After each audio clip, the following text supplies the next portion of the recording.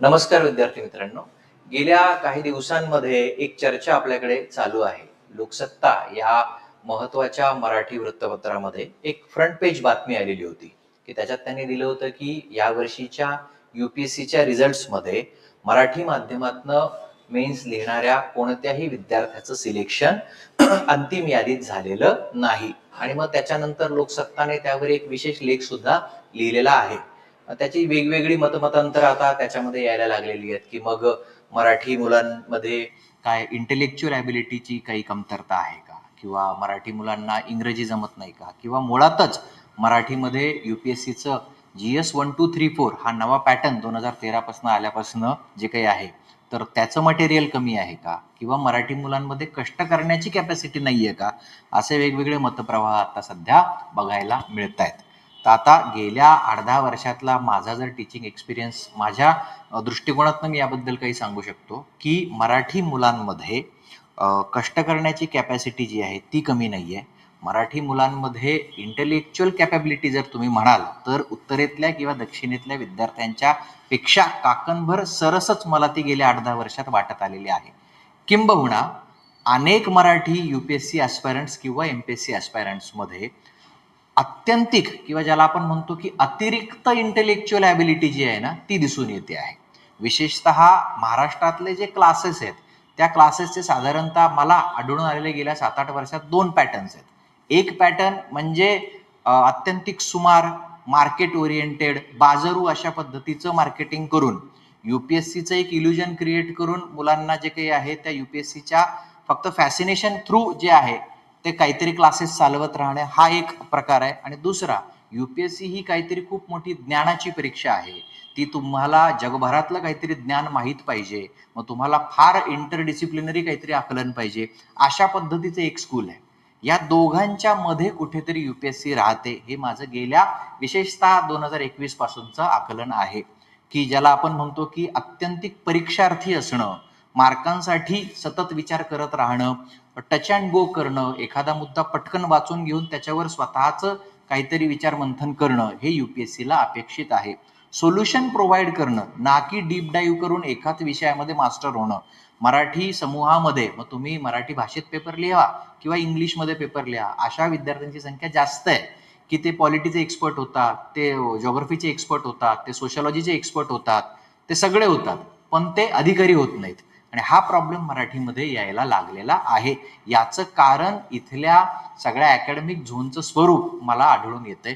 दिल्लीमध्ये किंवा दक्षिण भारतामध्ये मुलं UPSCला लाईक 10th बोर्ड एक्झाम किंवा 12th बोर्ड एक्झाम अशा पद्धतीच्याच पॅटर्नने डील करत आहेत. आपल्याकडे UPSCचा बागुलबुवा असा करून ठेवलेला आहे, की ही काहीतरी ज्ञानाची परीक्षा आहे. तुम्हाला खूप सगळं ज्ञान मिळवलं तुम्ही, की मग तुम्ही UPSCत पास होता. तर ते असं अजिबातच नाहीये. 4 GSचा जर तुम्ही विचार केला तर 250-250 मार्कांचे 4 जनरल स्टडीज त्याच्यामध्ये आहे, जिथे तुम्हाला 20 प्रश्नांची उत्तरे लिहायची आहेत आणि 10 मार्कर 15 मार्कर म्हणजे जिथे 100 शब्द 150 शब्दांमध्ये जर तुम्हाला एखाद्या प्रश्नाचं उत्तर लिहायचं असेल तर इन इटसेल्फ ते स्ट्रक्चरच तुम्हाला डीप डाईव्ह करू देत नाहीये. म्हणूनच कीवर्ड्सचा वापर करणं असेल, पटकन काहीतरी डायग्राम काढणं असेल, पटकन काहीतरी फ्लो चार्ट्स काढणं असेल, आकर्षक भाषा वापरणं असेल, याला फार महत्व UPSCच्या उत्तर लेखनामध्ये आलेलं आहे. आणि या सगळ्याच काय आपण म्हणूया परिस्थितीचा विचार करून we as a Deccan IAS आणि आता आम्ही जे नवीन नाव घेतलेलं आहे सुभाष अकॅडमी, आम्ही MPSC मधल्या टेस्ट सिरीजच्या सक्सेस नंतर UPSC मध्ये पाऊल ठेवतो आहोत.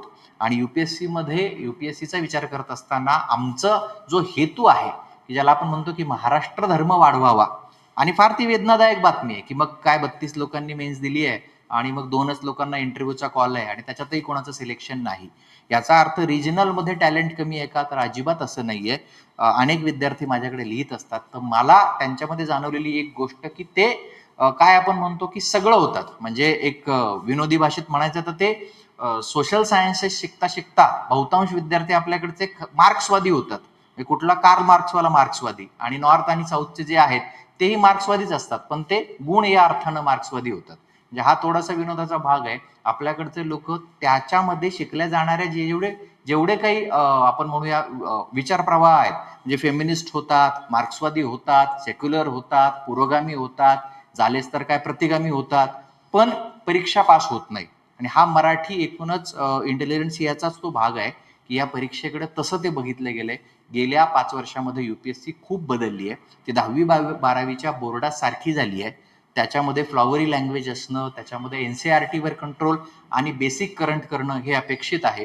भारंभार पुस्तकं वाचणं आणि ह्या सगळ्या याचा कुठलाही उपयोग तिकडे होत नाही. भरपूर लिहिणं, भरपूर सराव करणं हे कल्चर महाराष्ट्रामध्ये दिसून येत नाही. आणि त्याचाच परिपाक म्हणून आज मराठी माध्यमात लिहिणारे असो किंवा रादर इंग्लिश मीडियममध्ये लिहिणारे मुलं सुद्धा पहिल्या 50 मध्ये नसणं, मराठी मुलगा किंवा मुलगी हे सुद्धा त्याचंच निदर्शक आहे की एक व्हायब्रंट पर्सनॅलिटी ज्याला आपण म्हणतो की मॉक इंटरव्ह्यू मध्ये कमी मार्क येणं, इंटरव्ह्यूज मध्ये तुमच्या पर्सनॅलिटी टेस्ट मध्ये जे काय आहे की कॉम्प्लेक्स असणं, न्यूनगंड असणं, या सगळ्याचा विचार करून आम्ही नवीन प्रोग्राम डिझाईन करतो आहोत. त्याकरता ह्या चॅनलवर म्हणजे सुभाष IAS हे आम्ही केवळ युपीएससीचं जे काही मटेरियल आहे ते इथे येणार आहे, प्लस MPSC आणि UPSCचं आता मेन्स सारखं झाल्यामुळे सगळं अभ्यासक्रम, तर त्याचंही मटेरियल सगळं इथेच येणार आहे. आणखी एक महत्वाचा मुद्दा, अनेक तरुण मुलं 2027चं प्रिपरेशन करण्यासाठी जे आता विचारत असतात की आता आम्ही कुठला अभ्यास करायचा आहे. जर तुम्हाला गॅझेटेड क्लास 1 व्हायचं आहे किंवा तुम्हाला सुपर क्लास 1 साध्या भाषेत व्हायचं आहे, तर आम्ही MPSC मेन्सचा अभ्यास करायचा का UPSCचा करायचा? माझं सरळ आज जे लोक डिग्री होत आहेत त्यांना सरळ सांगणं आहे, MPSCचं प्रिपरेशन असं वेगळं आता राहिलेलं नाही. UPSCलाच स्टार्ट केलं पाहिजे, UPSCचाच अभ्यास आपण सुरू केला पाहिजे, कारण मेन्स सेम आहे, एकदम रिप्लिका आहे, कुठलाही फरक नाही. एखाद दोन मुद्दे तिकडे वेगळे आहेत आणि त्याचा अभ्यास करता करता आपण MPSC प्रिलिम्सचा फक्त वेगळा अभ्यास केला की आपण या दोन्ही परीक्षांना सामोरे जाऊ शकतो.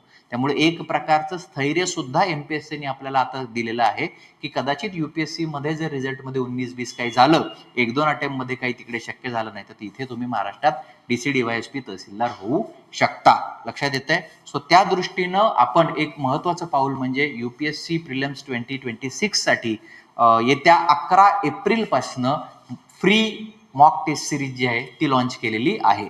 11 एप्रिल आणि त्यानंतर एप्रिल एंडला आणखी आणि मे मध्ये तिसरा, असे आपल्या 3 मॉक टेस्ट होणार आहेत फुल सिलेबसवर. 11 एप्रिल रोजी सकाळी GS, दुपारी CSAT, त्यानंतर आणखी GS CSAT आणि पुढे मे मध्ये GS CSAT.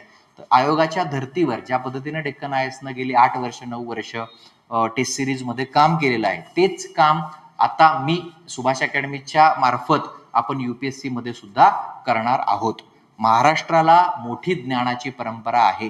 महाराष्ट्र हा या देशाच्या रेनेसामध्ये, या देशाच्या एनलाइटनमेंटमध्ये, प्रबोधनामध्ये वाटा दिलेला आणि महत्वाचा वाटेकरी राहिलेला प्रदेश आहे.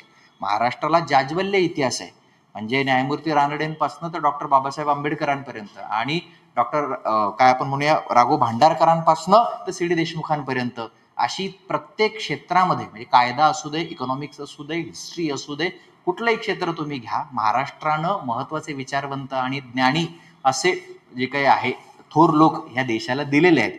त्यामुळं महाराष्ट्राचा टक्का कमी होतोय याचा अर्थ काहीतरी दिशा चुकतीये आणि त्यामुळं थोडंसं आम्ही परत ह्या सगळ्याकडे बघतो आहोत.